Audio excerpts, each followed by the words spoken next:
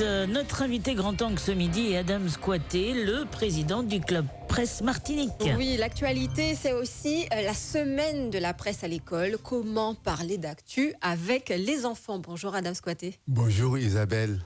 Alors, entre l'actualité elle-même, le mode de consommation de cette actu qui vient des chaînes info, des radios, des réseaux sociaux où il y a un peu de tout, il faut le dire. Comment il faut faire pour expliquer aux enfants la différence entre une bonne information et une mauvaise information? C'est tout l'enjeu du 21e siècle. Aujourd'hui, on estime qu'en une heure dans le monde, on échange 34 millions de données en une heure. Et sur 3 supports, c'est Facebook, c'est Instagram, c'est Twitter. Donc, c'est énorme, même pour un adulte déjà. Oui, c'est sûr. A fortiori pour ceux qui sont en apprentissage de tout, en apprentissage de la citoyenneté, en apprentissage du corps, en apprentissage du monde. Donc, comment parler de cela aux jeunes? D'abord, c'est vrai, l'école est l'endroit le plus approprié pour pouvoir le faire. Et comment on le fait à l'école? On y depuis 30 ans, donc c'est le CLEMI, le Centre de liaison sur l'information avec les médias, l'information sur les médias, qu'il fait. Et aujourd'hui, la mission s'est largement diversifiée et un enfant aujourd'hui sortant à peine de la maternelle sait manipuler cet objet-là.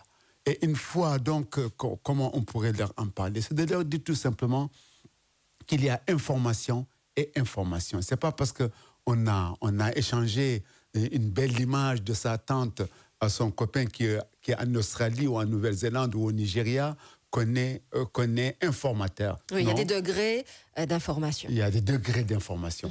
Et ces degrés d'information, d'abord, surtout quand ça va toucher l'actualité, une actualité saillante qui concerne à la fois notre émotivité, nos craintes, nos peurs, nos sentiments, je pense que il va à ce moment-là, c'est le professionnel de l'information. Savoir recouper une source, voilà, savoir décrypter une image, une information, c'est de cela, donc c'est par là qu'on pourrait aider les enfants, les jeunes à savoir, à connaître, j'allais dire, la vraie vérité, la vraie information. Alors, c'est plutôt adapté aux jeunes ados, parce qu'un enfant, un petit gamin de 5 ans, c'est peut-être difficile de lui expliquer la différence entre une fake news, comme on l'appelle, les infox, les intox, qu'une information qui est correcte. Exactement, mais on pourrait toujours lui dire, tiens... Par rapport à la source.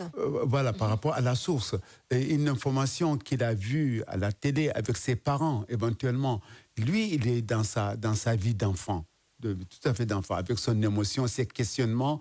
Et peut-être ces questionnements-là, il ne les dira pas, peut-être à ses parents, on ne sait jamais, mais peut-être le lendemain en classe, le partager avec sa maîtresse ou son maître. Et c'est à ce moment-là donc que le rôle de dire à l'enfant que ça, c'est une information, effectivement, qui est vraie, et pourquoi c'est vrai, c'est le pourquoi là qui a toute son importance. Et donc les adolescents, c'est vrai que c'est la tâche un tout petit peu la plus compliquée, d'autant plus qu'aujourd'hui, à côté de la diversité des informations, il y a quelque chose qui est terrible, c'est le discrédit qui frappe les médias, de telle sorte que même les professionnels de l'information que nous sommes, des fois nous sommes mis à mal ou accusés faussement, parfois, et à tort aussi, quelquefois, de ne pas avoir transmis la bonne information et la vraie information.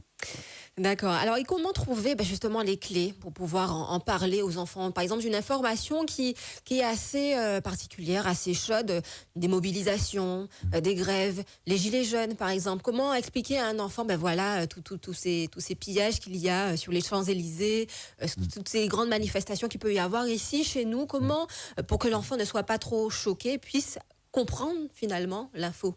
D'abord, c'est le fait. Et l'une de nos questions que vous, moi ou d'autres journalistes dans le monde se posent, c'est partir de là. Le pourquoi. Le pourquoi d'abord. Et d'après ce pourquoi-là, et les conséquences du pourquoi. Et je pense qu'à ce moment-là, l'enfant, le jeune, pourrait comprendre réellement ce qu'il y a derrière. Alors, Jusqu'à maintenant, on parle de citoyenneté, il faut parler des médias pour favoriser la citoyenneté. Et aujourd'hui, on parle de cyber-citoyenneté. Et donc, cette cyber-citoyenneté-là passe par quoi?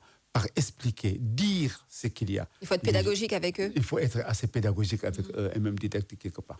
Donc, on reviendra toujours à la base, redire, expliquer.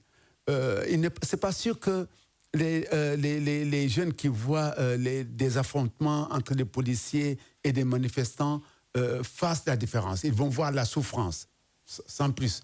Mais expliquer comment on en est arrivé là, c'est très souvent, et qui peut le faire, comment on en est arrivé là? Beaucoup d'autres personnes, mais c'est surtout les journalistes, les professionnels de l'information.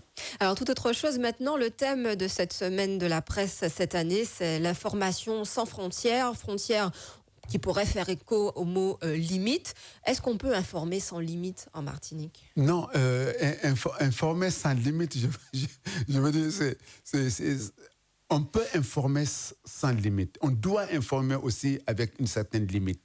Et la limite, c'est de ne pas tomber dans le débordement, c'est de ne pas tomber dans le sensationnalisme, c'est de ne pas tomber dans l'immédiateté, j'allais dire trop rapide. Ça nous concerne, ça nous concerne, nous.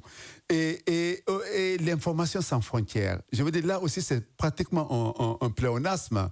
Nous sommes là dans un studio, mais s'il y avait une fenêtre et qu'on ouvre la fenêtre, déjà, on est dans un autre espace. On est sur le terrain. Et le journaliste sait ce que c'est que le terrain commence dès lors qu'il est sorti de sa rédaction, le premier pas dehors. Donc le travail du terrain, l'expliquer, c'est un petit peu ça. L'événement qui se passe en Nouvelle-Zélande ou ailleurs dans le monde, tout à l'heure vous avez donné une belle information sur un jeune du nord du Nigeria, quand on sait ce que c'est que le nord du Nigeria depuis une dizaine d'années, et qui arrive à New York et qui est champion d'échecs dans la plus grande et la plus belle ville du monde. Ça, c'est une information de la positivité. Et c'est aussi sans frontières. Mais tout enfant de 8 ans, 10 ans pourrait se reconnaître à travers cet enfant-là qui vient d'un pays et qui vit dans un pays, voilà, un pays où on n'est pas sans problème, problème ethnique, problème communautaire, problème de tout ça politique. Donc là, le sans frontières aujourd'hui a son importance aussi. Dire à un enfant, aux jeunes, oui, il s'est passé ça au Nigeria, il s'est passé ci, mais que le travail du journaliste commence dès lors qu'il franchit la porte de la rédaction. Voilà, parce que voilà, là, tout à l'heure, vous avez diffusé quelque chose comme un incendie à Belfond, au Carbet. Donc Carbet, bon, et c'est quelqu'un sur le terrain qui le relaie, dire aux journalistes que c'est ça aussi le travail après avoir vérifié, après avoir su qu'il y a tel. Oui, c'est un travail de vérification. Un travail avant de tout, vérification avant et de présence sur le les terrain. choses à l'antenne. Exact. D'accord. Ouais. Alors, est-ce qu'on peut faire aussi, parce que cette semaine, c'est aussi l'occasion de faire un point sur les métiers des médias, les métiers qui touchent aux médias. Celui de journaliste principalement, c'est le nôtre à vous et à moi-même. Alors, comment se porte ce métier aujourd'hui? Le métier se porte bien. À mon avis, il y a 2 indicateurs qui nous montrent que le métier se porte bien. C'est d'abord la féminisation du métier. Ça, c'est une excellente chose. C'est l'un de vos projets du Club Presse, en plus. Il y a plus de femmes. Il est dans la logique il est dans la logique de ce qui se passe aujourd'hui. Ensuite, le rajeunissement. Si mes souvenirs sont bons, un tiers des cartes professionnelles délivrées par la commission des cartes l'année dernière, un tiers concerne des femmes. Donc ça, c'est pas. Ça c'est une très bonne chose. Et donc aujourd'hui, qui fréquente les écoles de journalisme ou donc majoritairement c'est eux, le métier se porte bien et le métier est en train d'évoluer. Et aujourd'hui, on ne cherche pas à tout prix à rentrer dans un média pour les médias traditionnels, dits traditionnels. En fait, c'est pas mon discours. La radio n'est pas traditionnelle, ni la télévision, voilà, ni la presse écrite. Ce qui est nouveau, c'est que de plus en plus, il y a des indépendants dans le métier Et voilà, et ça... Le métier évolue vite et puis il y a de nouvelles formes aussi, hein, de nouvelles plateformes. C'est surtout l'information en ligne qui est en train de bousculer toutes les habitudes, et la jeunesse est à même aujourd'hui, à partir de n'importe quel terrain, de raconter l'histoire du monde, parce que c'est ça en fait le journalisme. Un sujet sur lequel nous pourrons parler bien sûr pendant 3 heures, 4 heures, toute une vie. Merci beaucoup Adams Kouyaté d'avoir répondu à notre invitation pour le Grand Angle. Je rappelle que vous êtes le président du Club Presse Martinique qui en parlait de cette semaine de la presse à l'école. Merci encore. Merci.